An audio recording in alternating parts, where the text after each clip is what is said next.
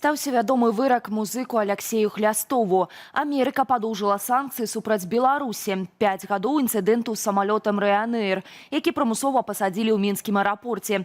Пра гэта і не толькі ў кароткім выданні навіну ў суботы 23 траўня на Белсаце. Вітаю.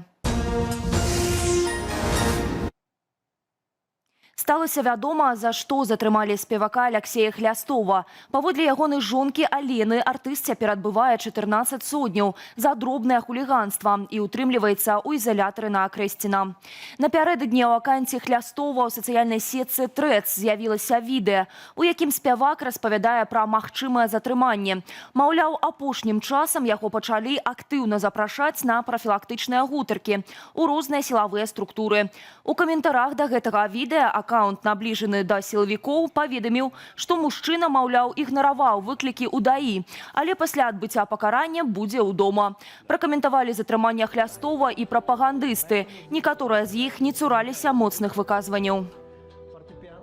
Давал интервью. Подожди, я сейчас закончу. Давал интервью журналистам в Ютубе, выложили. Он, сказал о том, что то, что его отстранили от сцены, это казнь. А то, что ты урод моральный, пытался наезжать на свою страну в 2020 году, и после этого ты еще требуешь какие-то дивиденды, ты каким-то образом вообще не догоняешь. И после этого ты еще сидишь и рассказываешь, что да, вот меня, понимаете, отстранили. Хочешь – пой.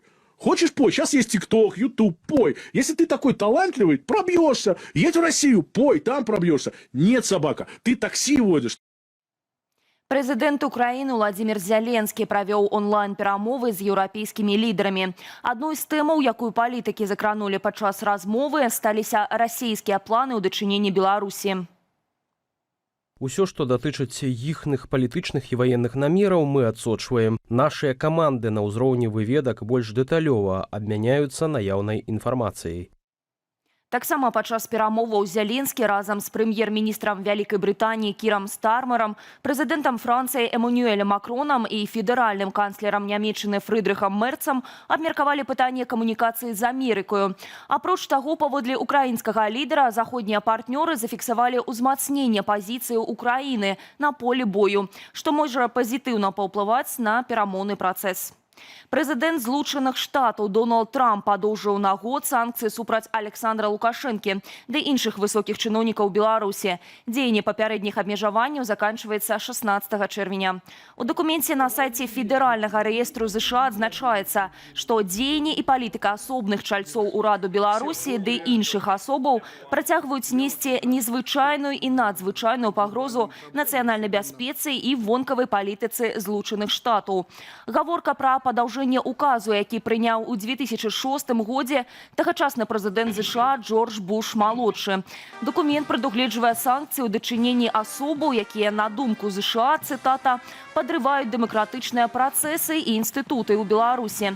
Самога Александра Лукашэнкі, ягонага старэйшага сына Віктара, ды іншых высокапастаўленых чыноўнікаў і сілавікоў. Падаўжэнне санкцый адбылося, нягледзячы на пацяпленне стасункаў у лініі Менск-Вашынгтон, ды перамоўнага трэку наконт вызвалення палітычных зняволеных.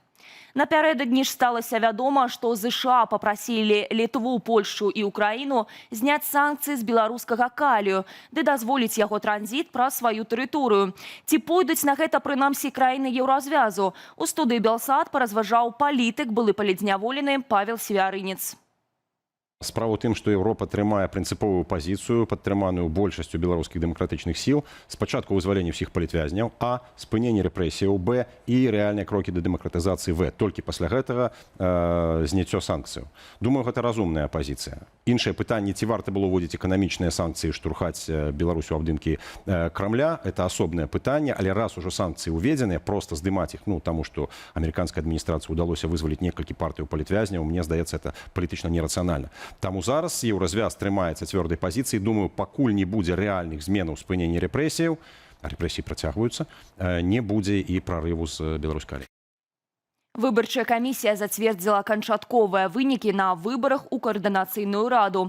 Выбаркам не знайшоў падставаў не прызнаваць вынікі галасавання, што адбылося з 12 да 19 траўня.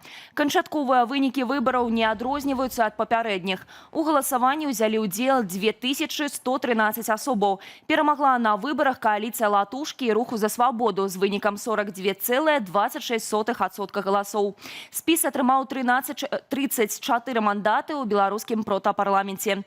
Не прайшоў парогу 3% спіс «Закон і правапарадак», набраўшы трохі больш за 1% галасоў выбарнікаў. Усяго ў выбарах бралі ўдзел 9 спісаў. У Літве паводле падазрэнняў паветранай кантрабандзе арыштавалі 13 паліцэйскіх і памежнікаў. Пра гэта паведамляе выданне «Дэлфі». Агулам затрымалі 27 асобаў. 8 з іх прадстаўнікі паліцэйскага камісарыяту Шальчынінскага раёну, 2 віленскага галоўнага камісарыяту паліцыі, 3 службы аховы дзяржаўнай мяжы. Узяты пад варту таксама працаўнік аднаго з мясцовых муніцыпалітэтаў. Затрыманых падазраюць у злоўжыванні службовым становішчам, кантрабандзе, а таксама наданні дапамогі іншай дзяржаве ў дзеяннях супраць Літвы. У траўні сталася вядома, што за кантрабанду беларускіх цыгарэт у Літве ўжо судзілі 6 асобаў. Апошнія арышты сталіся працягам аперацыі, распачатай у снежні летась, калі літоўская паліцыя затрымала не толькі чальцоў, але і лідараў злачыннай групоўкі. 5 гадоў таму рэжым Лукашэнкі прымусова пасадзіў самалёт «Ryanair» у мінскім аэрапорце. На борце лайнера быў Роман Пратасевіч з Сафіяй Сапегай. Лятак ірландскага лоўкостера амаль што прыбыў у Літву, калі экіпаж атрымаў ад беларускага дыспетчараў паведамленне, што на борце лайнера бомба. У выніку пілот прыняў пастанову прызямліцца ў Мінску, пасля чаго Пратасевіча і Сапегу знялі з борту і асудзілі да 8 і 6 гадоў адпаведна, а затым памілавалі. Цяпер Пратасевіч працуе ў прапагандысцкіх медыях, а Сапега жыве за мяжою. У дачыненні ж Беларусі пасля інцыдэнту з пасадкой самалёта Еўразвяз увёў санкцыі, не знятыя дагэтуль. У паштовых аддзяленнях больш не трэба запаўняць папяровы бланк аб уручэнні. Пра змены ў правілах адпраўлення лістоў і пасылак з паведамленнем аб уручэнні унутры Беларусі абвясціла Белпошта. Новаўвядзенні набываюць моц з 26 траўня. Замест гэтага адпраўніку дастаткова проста пазначыць на канверце або адресным ярлыку, якое паведамленне яму патрэбнае – звычайнае або заказное. Фізічныя асобы могуць аплаціць паслугу наяўнымі або банкаўскую карткай, а юрыдычныя асобы і прадпрымальнікі ў безнаяўнай форме. Пасля таго, як атрымальніку дойдзе адпраўленне, Белпошта сама раздрукуе паведамленне аб уручэнні і дашле яго адпраўніку. Напрыканцы мілая гісторыя з Мінску, дзе сталічныя ратаўнікі падчас пажару знайшлі ў кватэры ката, які не падаваў прыкметаў жыцця. Працаўнікі Міністэрства надзвычайных сітуацый літаральна выцягнулі гадаванца з таго свету. Далей без каментара.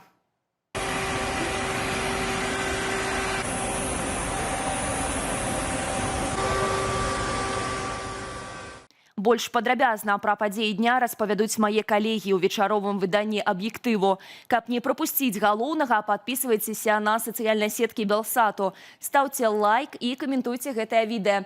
Так вы дапамагаеце прасоўванню незалежнай інфармацыі. Аднак дбайце, калі ласка, пра ўласную лічбавую бяспеку. Беражыце сябе і заставайцеся з Белсатам.